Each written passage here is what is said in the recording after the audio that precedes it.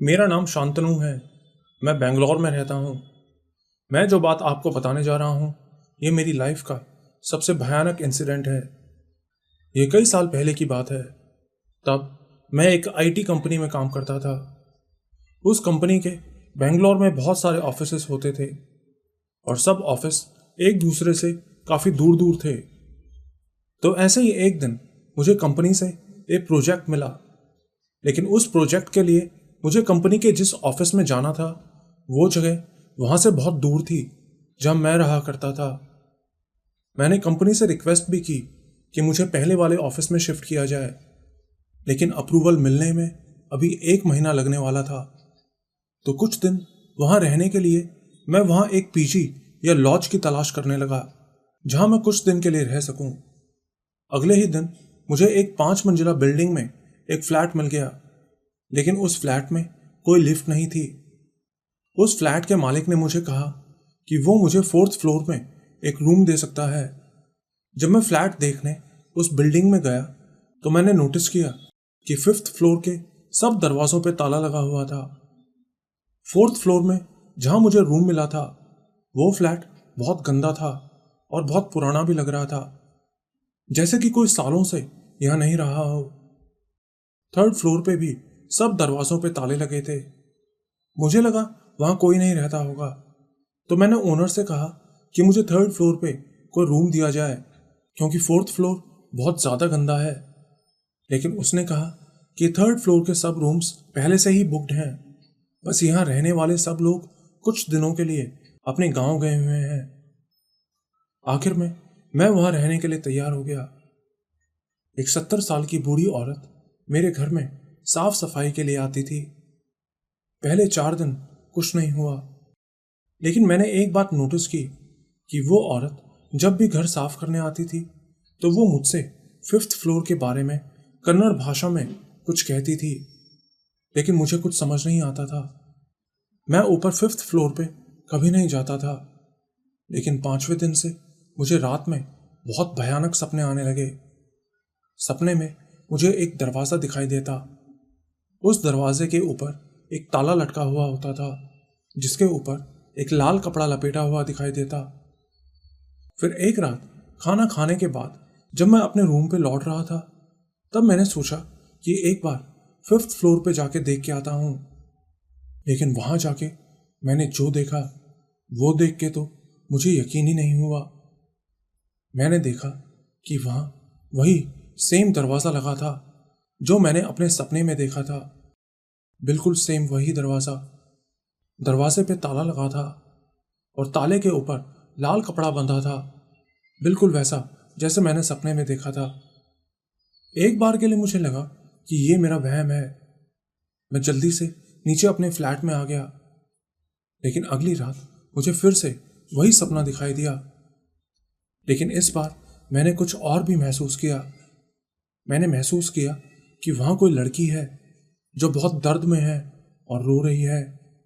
मैं अचानक नींद से उठ गया। मैं पूरा पसीने से भीग चुका था। उसके बाद मुझे नींद नहीं आई, क्योंकि मुझे बार बार ऐसा लग रहा था जैसे कोई मुझे देख रहा है।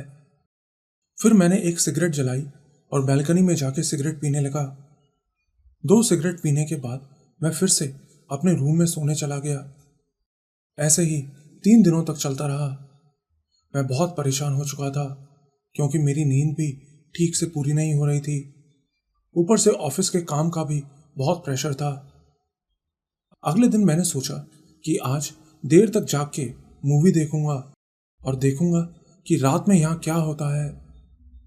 मूवी देखते देखते मुझे रात के 1 बज गए और तभी अचानक मुझे बाहर से दरवाज़ा खटखटाने की आवाज़ सुनाई दी।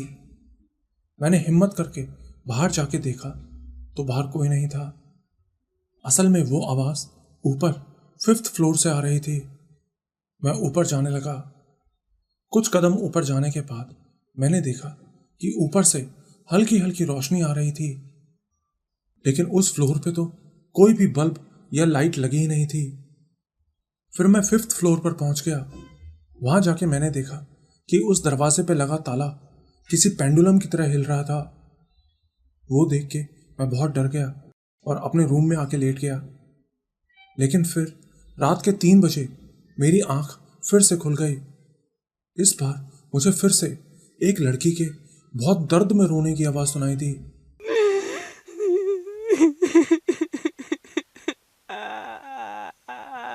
अब मुझे पहली बार बहुत डर लगने लगा था।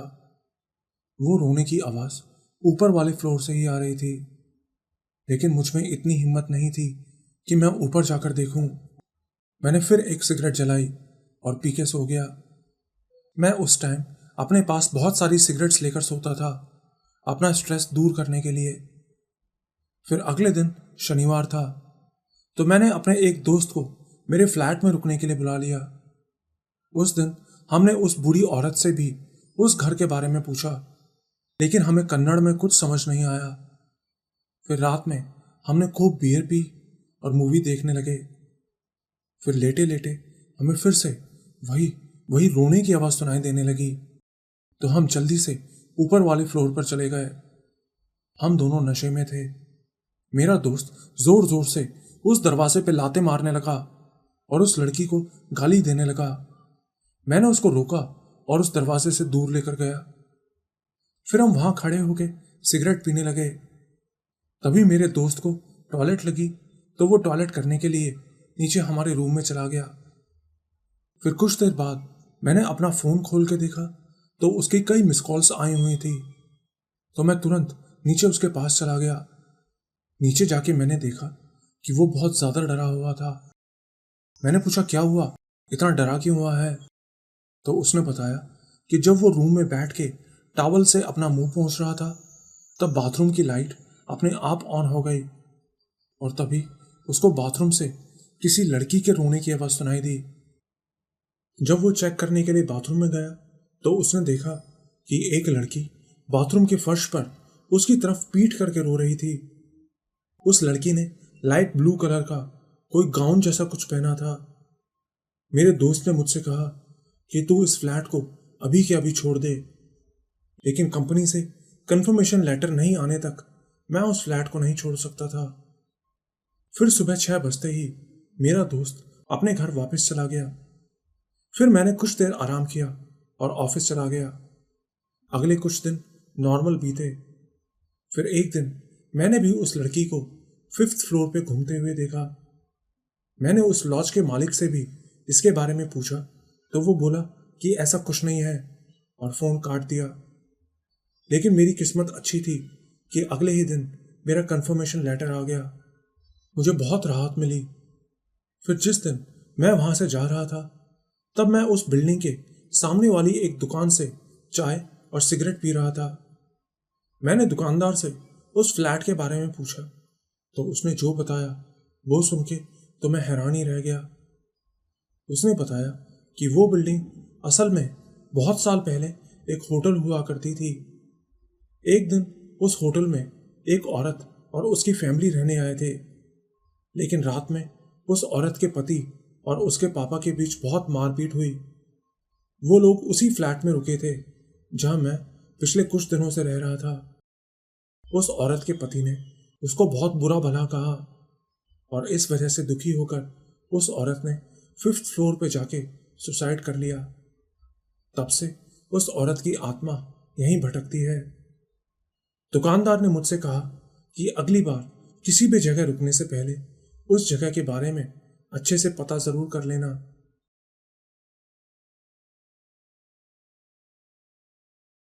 मेरा नाम परवेज है। मैं मेरठ के एक छोटे से कस्बे सरधना का रहने वाला हूँ। वैसे तो मैं इन सब चीज़ों से डरता नहीं हूँ। रात को जो सीने पे कब्जा होता है, वो सब मुझे बहुत बार बहुत भयानक तरीके से हो चुका है, लेकिन मैं फिर भी नहीं डरता था। रात को कब्रिस्तान और शमशान में जाने से भी नहीं डरता था। पिछले लॉकडाउन में मैंने शमशान के पास ही खेतों में रातों को काम किया था, लेकिन कभी भी भूत प्रेत जैसा कुछ फील नहीं हुआ। लेकिन एक घटना के बारे में मैं आप लोगों को बताना चाहता हूँ।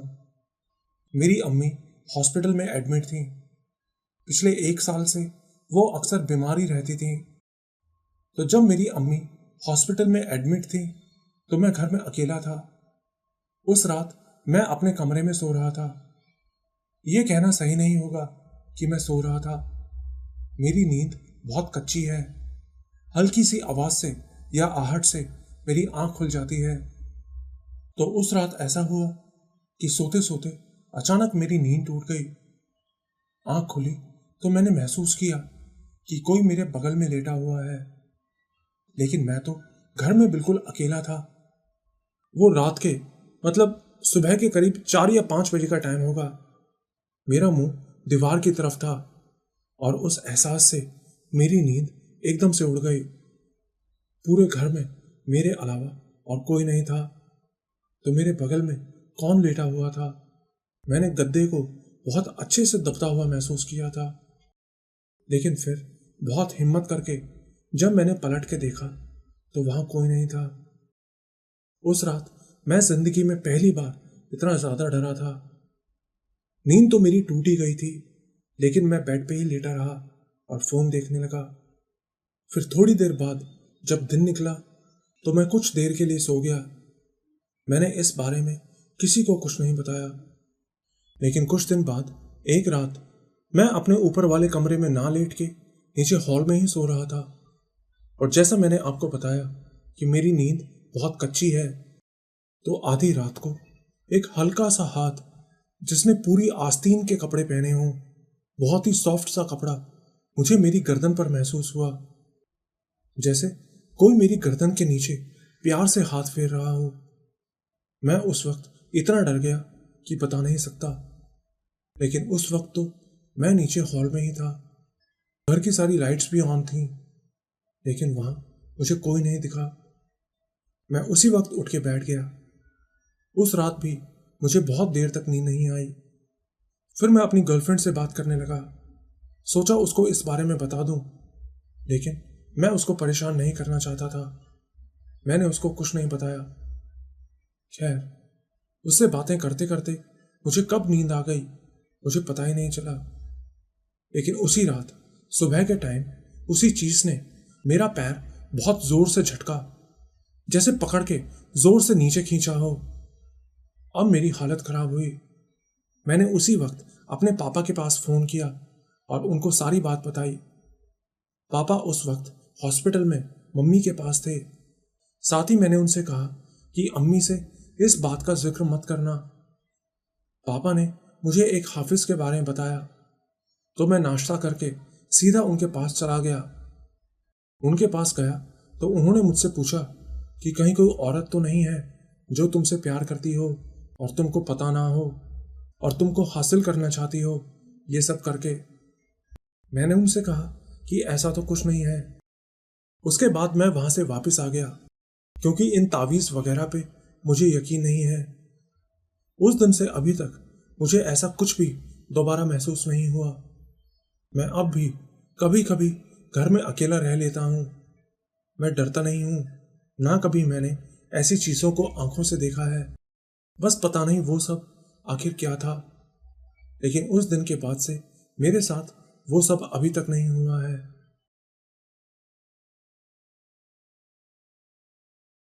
मेरा नाम जय है। मैं गुजरात के पंचमहल जिले के एक छोटे से गांव में रहता हूँ, जो जम्बू घोड़ा नाम की एक जगह के पास पड़ता है। मुझे भूतों की कहानियां सुनना बहुत पसंद है और मैं आपकी हर कहानी सुनता हूँ। आज मैं भी आपको अपने पापा के साथ घटी एक सच्ची घटना के बारे में बताना चाहता हूँ। ये बात तब की है जब मेरे पापा 16 साल के थे। तब घर में बस मेरे पापा और उनकी 2 बहनें ही थी। परिवार में वो बस 3 ही लोग एक छोटे से घर में रहते थे। मेरे दादा दादी भी इस दुनिया में नहीं थे, इसलिए दोनों बहनों की जिम्मेदारी पापा के ऊपर ही थी। पापा ही अब घर में सबसे बड़े थे। मेरे पापा ने 10वीं तक पढ़ाई की, लेकिन फिर बहनों की जिम्मेदारी के कारण वो ज्यादा नहीं पढ़ सके। पापा बताते थे कि उनके मम्मी पापा के निधन के बाद उनको और उनकी बहनों को घर में अकेले डर लगता था, क्योंकि उन दिनों गांव में बिजली भी नहीं होती थी। लेकिन पड़ोस में ही मेरे पापा के एक चाचा रहते थे जिन्हें दमे की बीमारी थी, जिसके कारण वो चाचा पूरी रात नहीं सोते थे। बस एक छोटी सी आग जला के उसके पास बैठे रहते थे। इसलिए मेरे पापा और बुआ उनके पास ही उनके बाजू में सो जाते थे। इससे उनको डर भी नहीं लगता था। फिर एक दिन ऐसे ही सर्दी के मौसम में शाम 7 बजे के करीब मेरे पापा घर से बाहर निकल रहे थे। तभी पापा को बाहर एक 6 फीट लंबा कुछ खड़ा दिखाई दिया। वो कोई आदमी था या कोई जानवर, ये नहीं पता चल रहा था। उसके पूरे शरीर में रीछ जैसे बाल थे और उसका मुंह भेड़िए जैसा था। लेकिन पापा के देखते ही वो वहां से गायब हो गया। उसको देख के पापा बहुत डर गए। लेकिन उस दिन के बाद से वो मेरे पापा को हर रात परेशान करने लगा। रात में जब भी पापा सोने की कोशिश करते, तभी कोई हाथ पापा के कंधे को पकड़ लेता। बार बार ऐसा होता था, लेकिन वो हाथ दिखता नहीं था। बस कभी पैरों को तो कभी उनके मुंह को पकड़ के हिलाता। चाहे पापा अकेले सोए हों या बहुत सारे लोगों के बीच, उनके साथ हर रोज ऐसा होने लगा था। पापा दूसरों को इस बारे में बताते तो सबको लगता कि वो सपने में किसी चीज को देखकर डर गए हैं। मेरे पापा की इतनी उम्र भी नहीं थी, इसलिए कोई उनकी बात को सच नहीं मानता था। गांव में एक भाई के यहाँ टीवी था जिस पर रामायण आती थी। उन दिनों पूरे गांव में बस 5-6 लोगों के यहीं टीवी हुआ करता था, इसलिए मेरे पापा वहां टीवी देखने जाते थे। फिर वहां किसी ने बताया कि तुम हनुमान चालीसा का पाठ किया करो, तुम्हारे साथ होने वाली समस्या का यही उपाय है। मेरे पापा ने वैसा ही किया। रोज हनुमान चालीसा का पाठ करने लगे और पाठ करने वाले दिन से ही उनके साथ वो सब होना बंद हो गया। एक और बात मैं आपसे पूछना चाहता हूं कि हमारे यहाँ जब भी किसी की मौत होती है तो मैं कंधा देने जाता हूं। शमशान से पहले जो जगह पड़ती है जहां घर से लाया हुआ खाना रखा जाता है और सबसे आगे चलने वाले आदमी के हाथ में जो कुल्हड़ होता है जिसमें गाय के गोबर को जलाकर रखते हैं, वहां खाना रखने के बाद फिर से जब उस लाश को उठाते हैं तो उसका वजन बहुत बढ़ जाता है। मैं जानना चाहता हूं कि ऐसा क्यों होता है। लोग बोलते हैं कि उस वक्त यमराज के दूत उस अर्थी पर बैठ जाते हैं। मैंने खुद इस बात को 6-7 बार नोटिस किया है। अगर आप में से किसी को इस बारे में कुछ पता हो तो नीचे जरूर बताएं।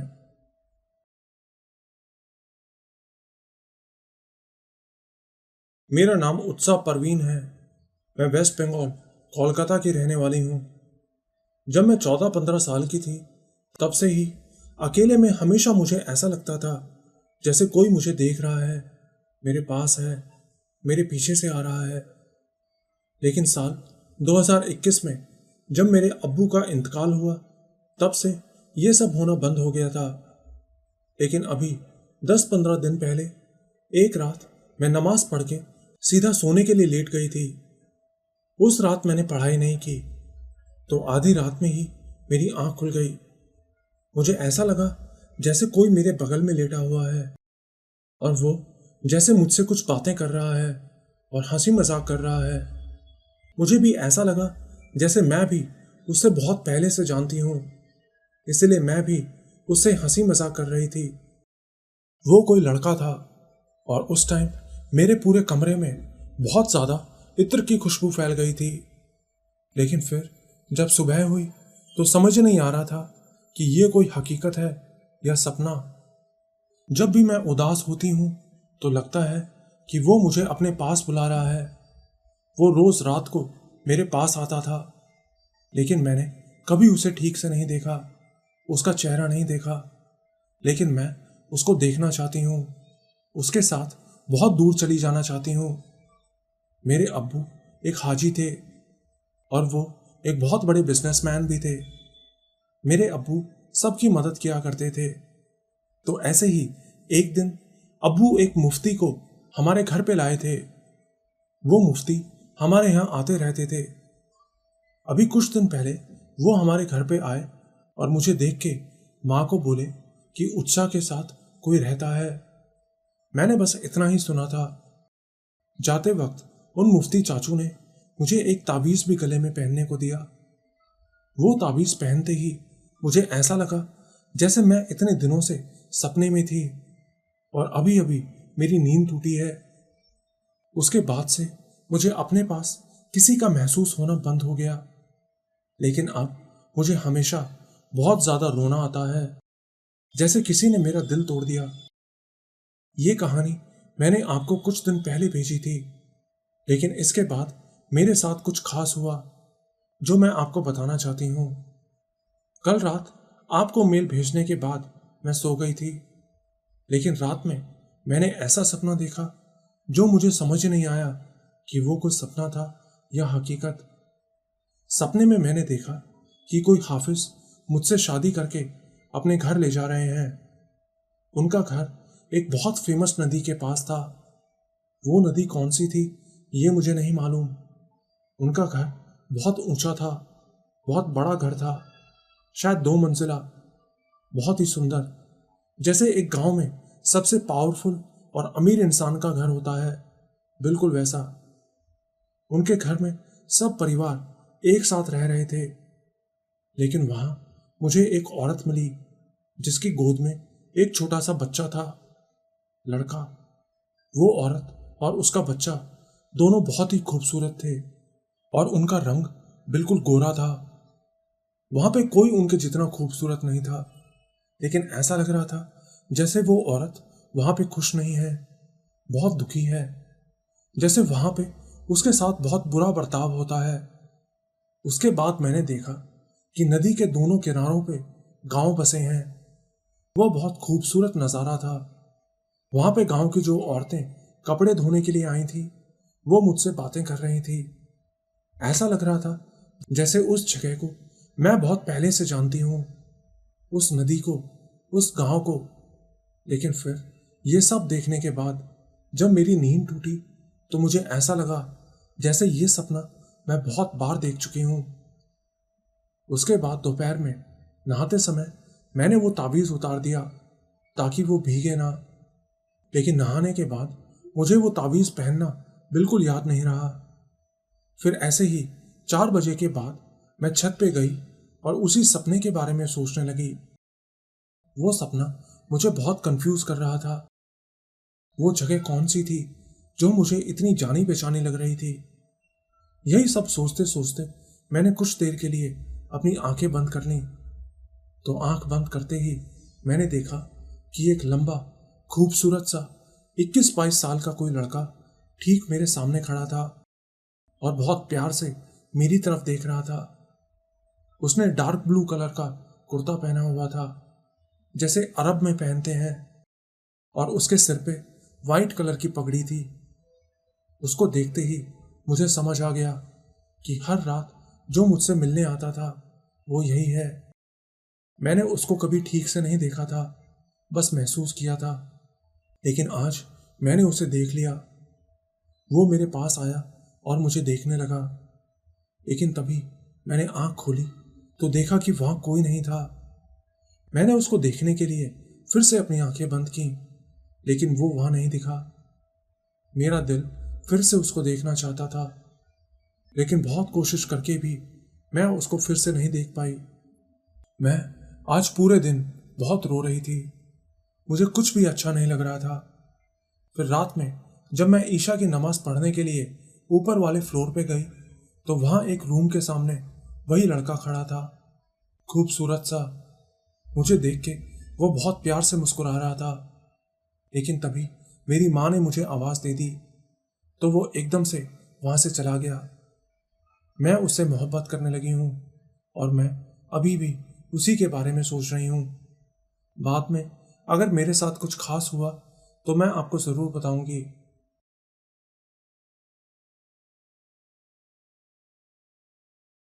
मेरा नाम मानव है, मैं पंजाब का रहने वाला हूँ। मैं आपको अपने साथ घटी एक सच्ची घटना के बारे में बताना चाहता हूँ। तो हुआ ऐसा था कि एक बार जब मैं 18 साल का था तब मेरे एक दोस्त के चाचा ने 5 खेत खरीदे थे, और रात में मैं, मेरा दोस्त और उसके चाचा, हम तीनों उनके खेत में पानी देने जाया करते थे। मैं बचपन से ही बहादुर था।